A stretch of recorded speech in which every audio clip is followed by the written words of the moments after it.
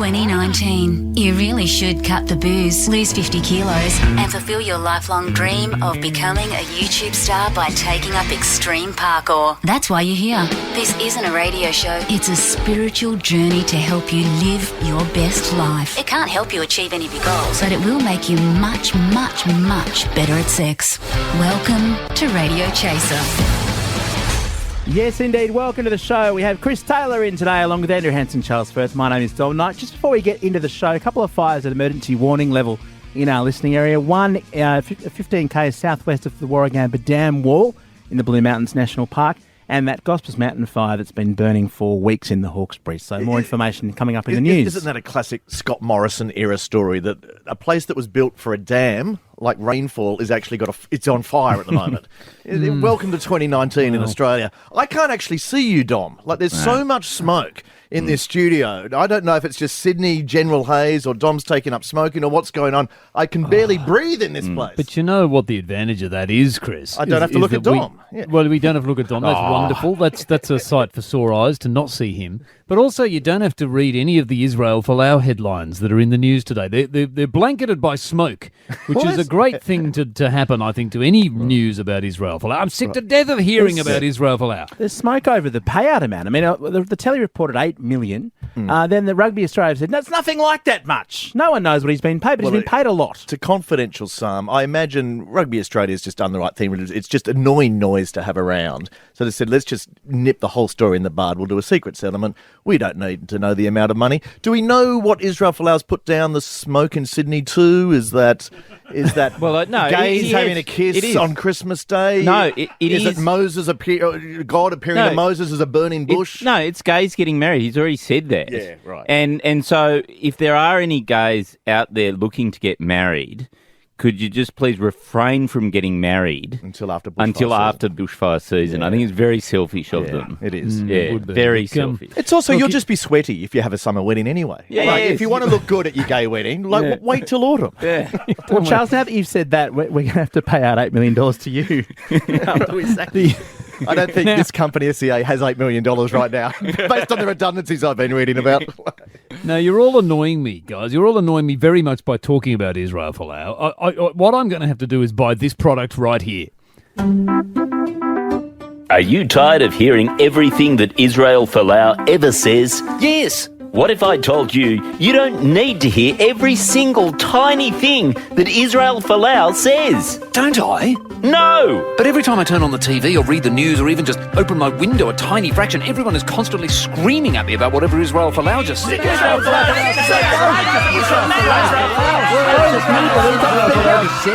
You need Folau phones. Israel Folau cancelling headphones. Just as noise-cancelling headphones stop noise by making the opposite sounds, Folau phones stop Israel's comments by saying the opposite thing. Hi, this is your Folau phone speaking. It's perfectly okay not to be straight. Climate change has led to an increased risk of bushfires. The lovely sound of sanity. The world works according to facts, not raving loony bullshit. Thank you, Folau phones. So wear a set of Folau cancelling headphones today. Also available in Sam Newman, Barnaby Joyce and industrial strength Mark Latham.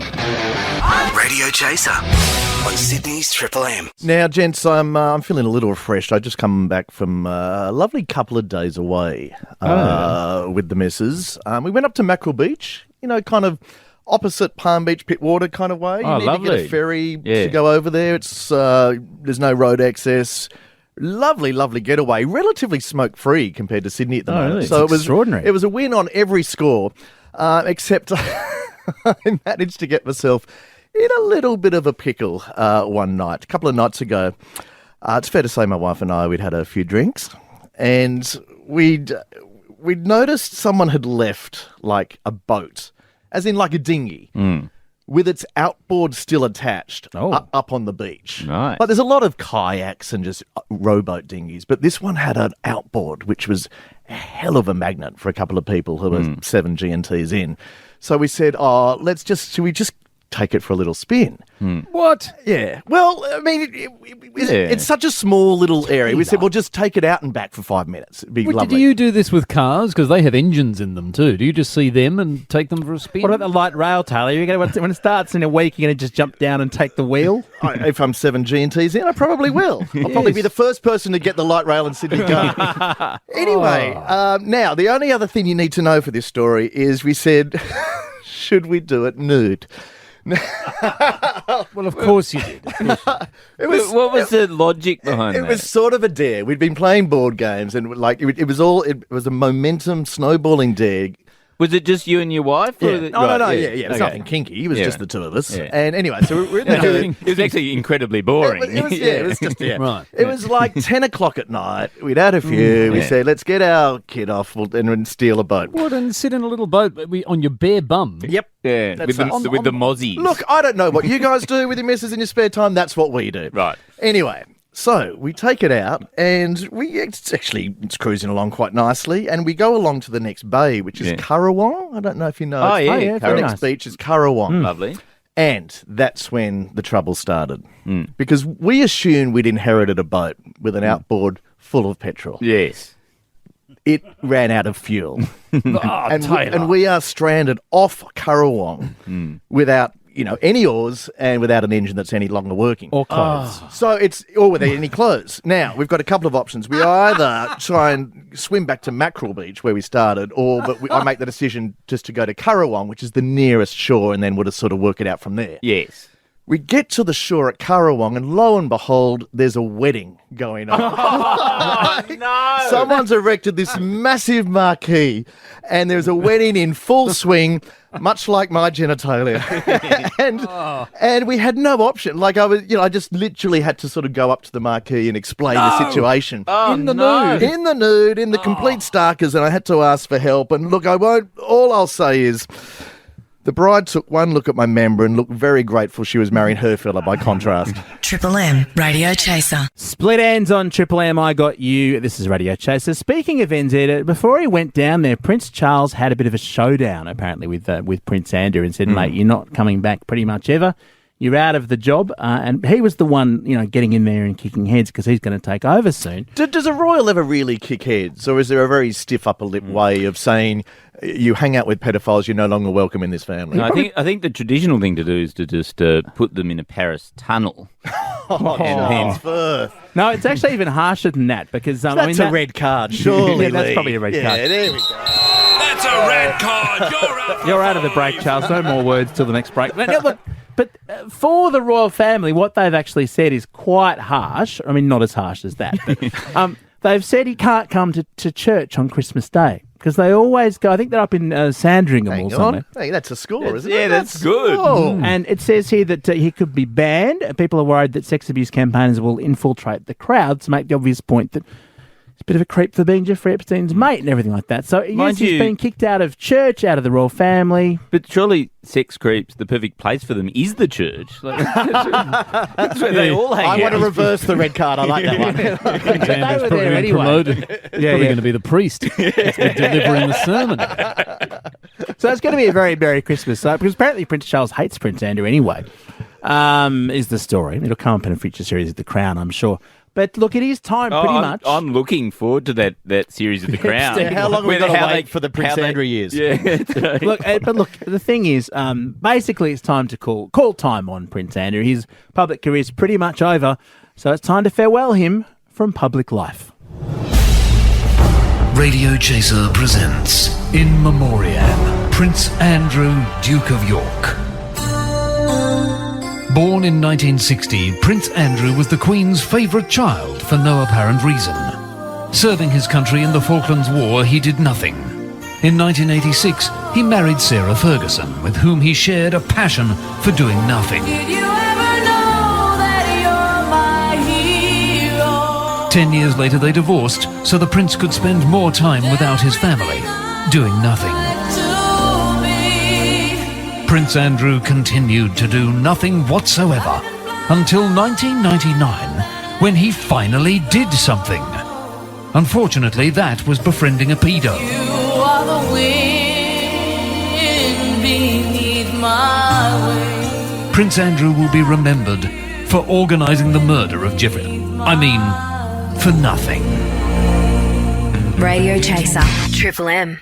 Yes, and tomorrow we're having our Triple M Christmas party. Did you know that? Oh, it's going to be lovely. The drinks, yeah, we'll get together, a bit of a meal with our mates. Yeah, all the people in the office. And one of the things though that we've got to do at this Christmas party, and I hate this part of the Christmas party, is everyone's got to bring a $20 present for somebody else in the office. Oh, right? so the side of giving and goodwill with Christmas is the part you hate. Yes, right, absolutely. But the booze side you're quite on board with. But it's sort of like, this random person that you don't know. Anyway, point is, but they had the draw this morning, and I have drawn literally the worst person in the office. Like, this person that I absolutely hate. Right. Oh, no. And you've got to buy them a gift. I've got to buy them a $20 gift. So I want to go to the phones on this one. 133353.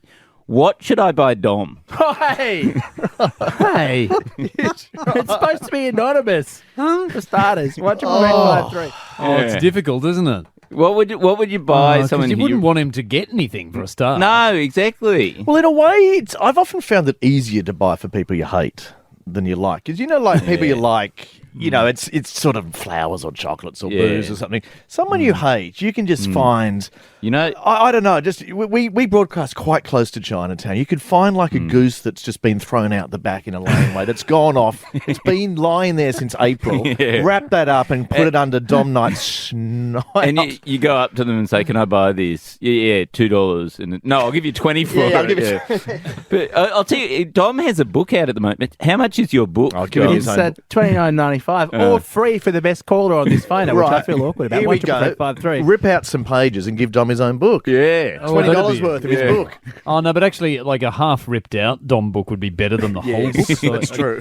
I think I'll sweeten the deal here because it sounds as though my book's not enough of an incentive to call. 133353. You'll win not only my book, Australian Dictionary, but also a family pass to Taronga Zoo. That's a nice one. If you've got family that want to go with you, I don't. Yeah, I don't think we should give you that. Could you give Dom like a voucher for the zoo, like for Roar and Snore, but insist that the tent be set up inside the gorilla cage? Yeah, that'd be great. He'd fit in beautifully. Although, the other gorillas would feel that they're much less hairy. That's the only thing.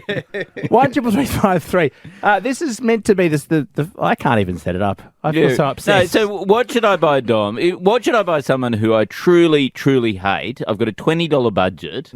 What can I buy him for $20? We'll go to Natalie first up. Natalie. Hi. I think you should get him a 6-pack of toilet paper because he shits you and a can of deodorant because he stinks. I like it. Have you met Anything Dom, is not Natalie? harsh enough. I think it might be Dom's mum. actually. On the upside, genuinely useful gift. We'll go to Alex in Blacktown. Alex, what should we give Dom? You've got to buy $20 in scratches, but you scratch them first and you keep the winners and just give them all the losers. Oh, yes. Nice. Yeah. Very harsh. Yeah, I feel like you've done that before, Alex. No, not me. Sean in Narellan. What should we get him? I reckon you should get him a kangaroo testicle purse.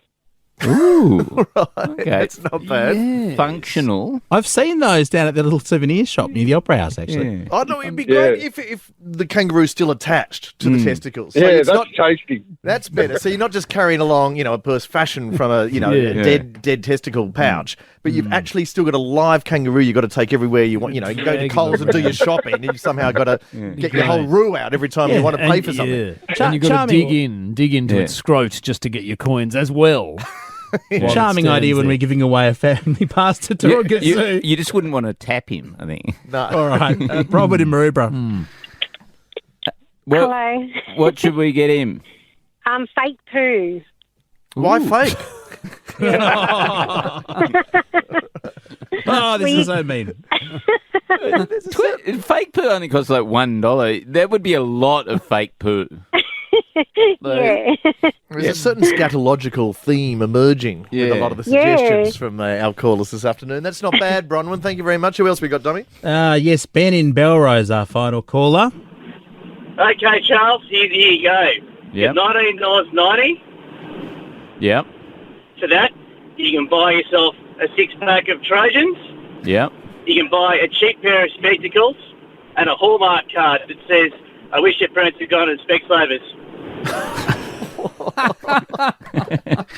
Why aren't you writing the Specsaver, copywriting for the cricket ads where every time you see, instead of the avocado in the box? What I love about this segment is that all the people, the person who wins gets my book. So the joke's on you. Who wins that in the Taronga Zoo Pass? Charles, you bastard. What do you reckon? I think we've got to go back to the first one. Natalie. Oh, really? Packet of toilet paper and deodorant? That's your choice? What do you reckon? Yeah, look, it's very slim pickings, isn't it? I mean, they're all worthy from Dom, aren't they? We could go with Ben because at least he put some effort into it. I think we go Ben from Belrose. Yeah, why don't you just extend the debate about who it should be? Yes, it was the pack of condoms. But also, fake poo is good. Kangaroo testicles are good. I mean, everything's good. Yeah. Do you want to pick a winner? We're going to do Ben. We're going to do Ben. Ben from Belrose. Ben, congratulations. You're getting my book, suck it. Yeah, apparently the haze is going to stick around for much of the summer. So if you've got friends visiting to check out the delights of Sydney, they're in for a real treat. Well, my wife just contacted me to say that she's sitting outside in Glebe and ash is falling on her. Yeah, my wife texted me to say ash is falling on her, but she is sitting underneath Shane Warne, who's a six-pack a day man, so it can happen. Yeah. But no, I mean, jokes aside, this is kind of crazy scary. I mean, everyone's sort of saying it looks apocalyptic, which is a bit hyperbolic. But if this is the new normal, who's going to want to live in Sydney for the next ever again? I'm pleased that because they say it's 34 cigarettes. It's the equivalent of smoking 34 cigarettes a day at the moment in Sydney. And I'm just thinking, my kids are cool. Yeah. They're smoking 34 cigarettes a day. And they're 9. That's pretty cool. What I love about it, because I've always been a very addicted passive smoker. I don't like smoking, but I love passive smoking, which was always hard ever since they sort of kicked all the smokers out onto the street in offices. Now it's great. The whole place is a VIP pokies lounge. It's a bit like a VIP pokies lounge. Isn't it bizarre that now in Sydney where you go to avoid the smoke is into the pub? Yes, that's a big the change clean living from growing place. up. I go to pubs to get healthy. But look, it's time to talk about. We love radio here, of course, and one of Triple M's great innovations this year. No one's ever thought of it in radio before. It's called the Double Shot Tuesday, and what you do is on a Tuesday you play one song by an artist, that's shot 1, and get this shot 2, another song by the same artist. I mean, isn't that an extraordinary idea? Wow. That's good for some artists like Pearl Jam or Paul Kelly, but when it's Aha, you kind of really lose out on your double shot. I heard yesterday they played Collective Soul, and I was like, surely there's not more than one song. Where do you go from there? But look, if that's not... We like going a step further here at Radio Chaser, so forget your Double Shot Tuesday, because on Thursdays from now on, this is going to happen. You loved Triple M's Double Shot Tuesday. Yeah, 2 songs by the same artist. I just wish it was more than 2. Your wish is granted. Get ready for Triple M's 1,000 Shot Thursday. Awesome! 1,000 songs by the same artist. And that artist is none other than rock legend Rupert Holmes. If you like pina coladas, tune in for 1,000 plays of the Pina Colada song by Rupert Holmes. if you like pina coladas, For the entire day. if you're not into yoga, This 1,000 Shot Thursday. have a brain. Any chance we could rewind time to Double Shot Tuesday? That's 1,000 shots of Pina Colada this Thursday. Then on Friday, we'll play 1,000 songs by the Foo Fighters. Is that 1,000 Shot Friday? No, it's our regular playlist. Hi, everybody. Only on Triple M, your home of Rupert Holmes. Radio Chaser. Triple M. So, guys, I was on Hobart Radio this morning. Oh, hello. Someone's moving up in the world. Was it 2 Ho FM or whatever it's called? I'd actually just gone down there so that I could breathe for about 12 hours and then I just had to come back up.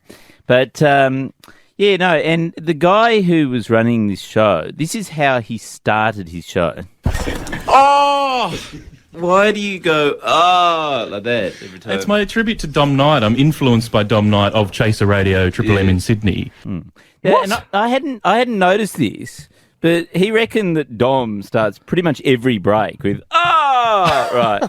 And so I asked BT, who's our audio guy, to go through and see whether that was true. I love how you reduce the genius who produces the sketches to our audio guy. Yeah, the incredible genius. Like make him sound like the guy that plugs in our headphones or something. No, that's Lee. But he never plugs in the headphones. No. That's the problem. That's why we need BT. Lee's never worked out what a headphone is. But sorry. So anyway, whether this was true, and he went back through like the last sort of 24 hours worth of radio that Dom has done, like i.e. one day, and this is one. Break. Yes, welcome back. And then this one. Oh, yes, indeed. And then this. Yes. And he said it's pretty bloody easy to find. Like, basically, that's every segment. You know what that is? That is the sound of a man attempting to feign enthusiasm in your content, Charles Firth. I was going to say, isn't that kind of just like standard Triple M excitement, like at the start of a mic break? Mick Malloy does that literally. Oh, the big third hour of Kennedy Malloy. You mean like this? Oh, yes, indeed. That's fair. We've got lots. Oh, yes, welcome to the show. We just got, and I think even this one is actually from earlier today. Oh, yes, indeed. Yeah, right. So it is a thing.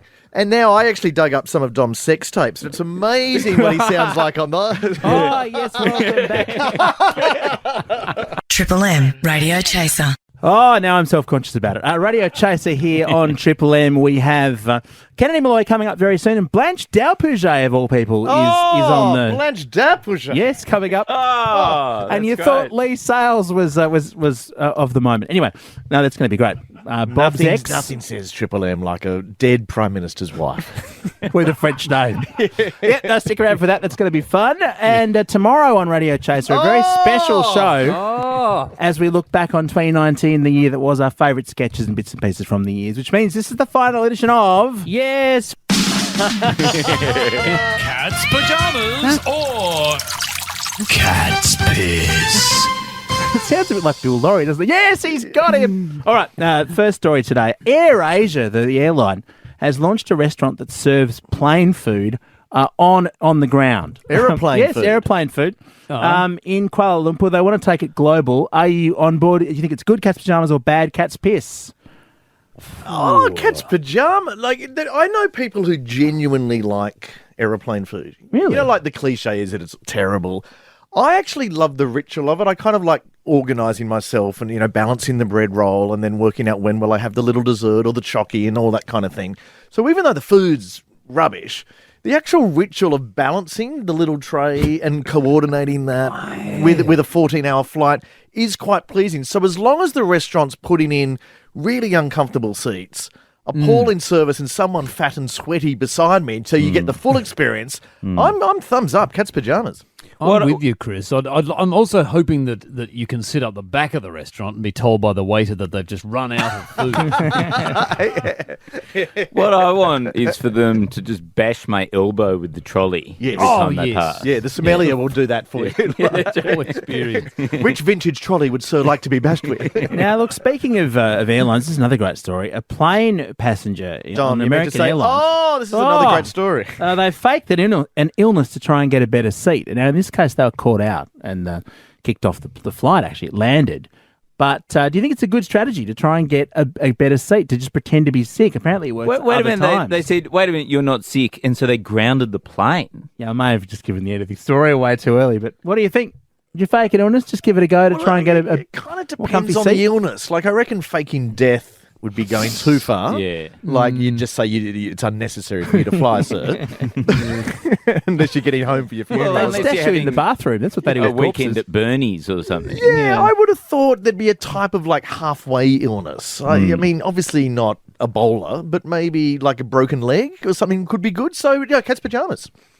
Yeah, I agree. Triple M Radio Chaser. Hey gamers, want the latest video game news, reviews, and bargains every day? Just subscribe to Press Start Daily Gaming News on podcast services, or say, "Hey Google, play Press Start" on your Google Home smart speaker. Press Start Australia, for every gamer.